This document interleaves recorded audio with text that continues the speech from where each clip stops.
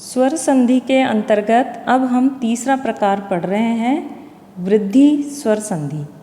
वृद्धि स्वर संधि में दो नियम हमारे काम आते हैं। जैसे पहले शब्द का अंतिम वर्ण तो ए आ ही होगा, या तो ए होगा और या आ होगा।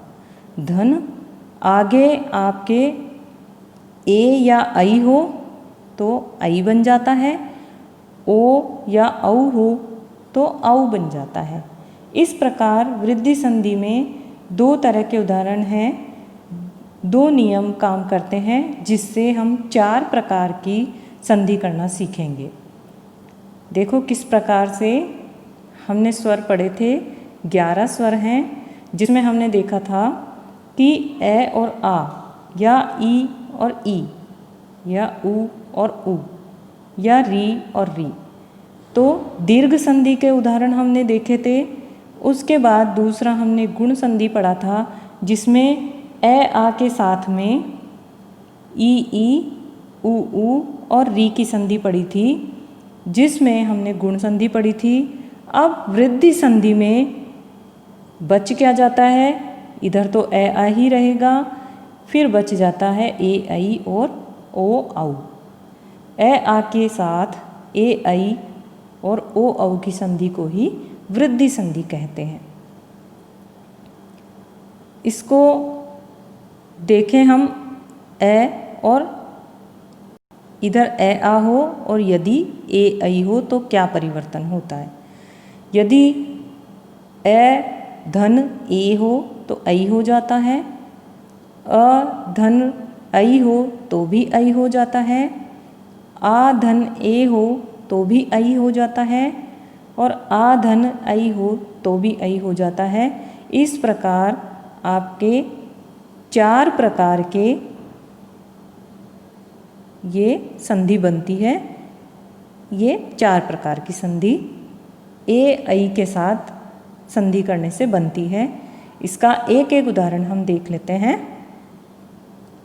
अ और ए हो, जैसे एक एक, क में भी ए मिला हुआ है और इधर ए है, तो क का अ और धन एक का ए दोनों मिलकर आई बन जाते हैं और ये शब्द बन जाता है एक एक।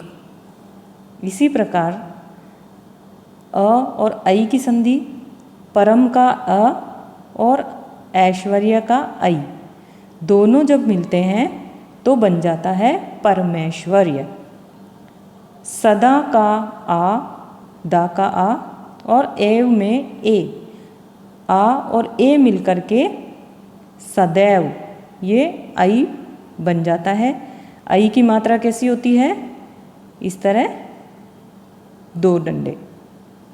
इसी प्रकार अंतिम ये है, इसके अनुसार महा में आ और ऐश्वर्य का आई दोनों मिलकर आई बन जाएगा, और ये ह में आई मिलकर के महेश्वर्य बन जाएगा। इसी प्रकार यदि हम अ आ के साथ में ओ और औ की संधि देखें तो कैसे बनती है। अ और ओ मिलेंगे तो औ बनेगा, आ और ओ मिलेंगे तो भी औ बनेगा, अ और औ मिलेंगे तो भी औ बनेगा, आ और औ देखेंगे तो भी औ मिलेगा। इस प्रकार 4 प्रकार की इसमें होगी, तो 4 और ये 4, 8 प्रकार के इसमें शब्द बनेंगे। परम ओज, परम का अ और औज का ओ मिलके परमोज। औ की मात्रा ये इस तरह की औ की मात्रा लग जाएगी। महा ओजस्वी में आ और ओ मिलकर औ बना और महोजस्वी हो गया। वन औषध में न का ए और औ मिलकर वनौषध हो गया। इसी प्रकार से महा औषध में हा का आ और औ मिलकर महोषध बन गया। इस प्रकार इस संधि में 8 प्रकार के नियम हमने संधि विच्छेद के देखे, जबकि याद हमें कुछ भी नहीं करना, इतना सा रखना है कि प्रथम शब्द का अंतिम वर्ण ए आ होगा और इसके साथ ए आई और ओ औ की संधि होगी। अब इसमें भी कुछ ऐसे अपवाद हैं जो परीक्षाओं में पूछ लिए जाते हैं, जैसे प्र और एषण।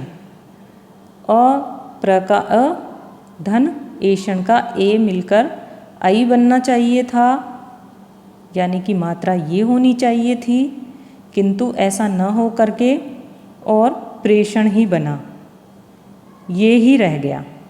इसी प्रकार प्रेषित में भी वही परिवर्तन हुआ, प्रेषित। शुद्ध ओदन में शुद्धोदन होना चाहिए था, औ की मात्रा लगनी चाहिए थी, किंतु यहाँ ओ की मात्रा रह गई, ये ही इसमें नियम के विरुद्ध कार्य हुआ, अतः यह अपवाद में शामिल कर लिया गया। दुग्ध ओधन, दुग्ध का अ और ओ मिलकर के दुग्धोधन बन गया। दंत ओष्ठ, इसमें भी दंतोष्ठ, दंतोष्ठ बन गया।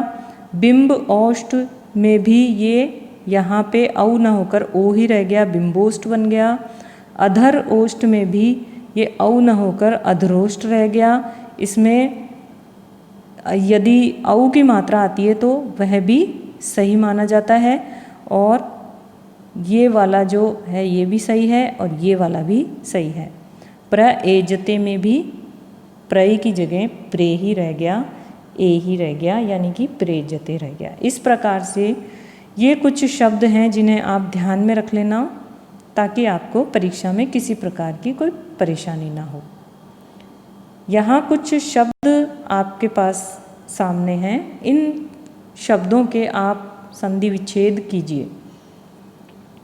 अपनी कॉपी में उसी तरह से संधि विच्छेद कीजिए जैसे अभी हमने किया था, और इनमें से 2 शब्द ऐसे लीजिए जिनका संधि विच्छेद आप कमेंट बॉक्स में करके बताइए, ताकि पता चल सके कि आपको आया या नहीं आया।